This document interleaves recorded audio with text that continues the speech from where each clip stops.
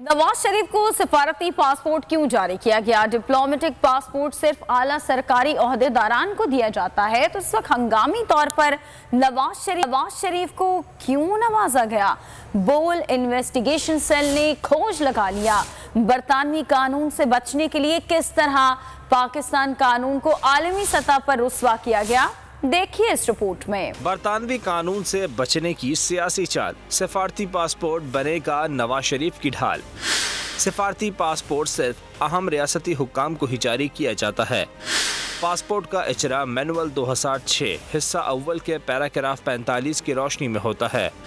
सदर, वज़ीर आज़म, chairman senate, speaker कौमी असम्बली सिफारती पासपोर्ट के अहल हैं। चीफ जस्टिस, सूबाई गवर्नर, वज़ीर आला, वफाकी वज़रा मुमलिकत भी पासपोर्ट ले सकते हैं।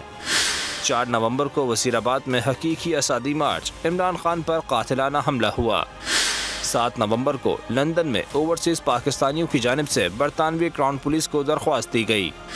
नवाज शरीफ पर इल्ज़ाम लगाया गया कि कातिलाना हमले की प्लानिंग लंदन में की गई है। दरख्वास्त में मरियम नवाज और राना सनाउल्लाह को भी शामिल किया गया। बरतानवी पुलिस की तहकीकात जारी हैं। इसी दौरान नवाज शरीफ को डिप्लोमेटिक पासपोर्ट जारी किया गया।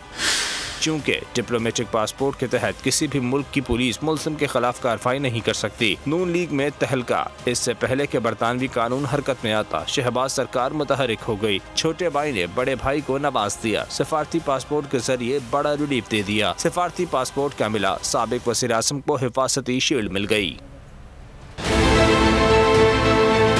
बहुत अच्छी कवरेज की, ये मार्च की तो जबरदस्त कवरेज थी, बॉल की प्रॉब्लम सबसे बेस्ट थी।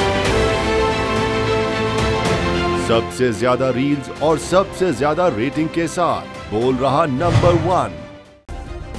सब्सक्राइब करें और बेल दबाएं ताकि कोई खबर रह न जाए।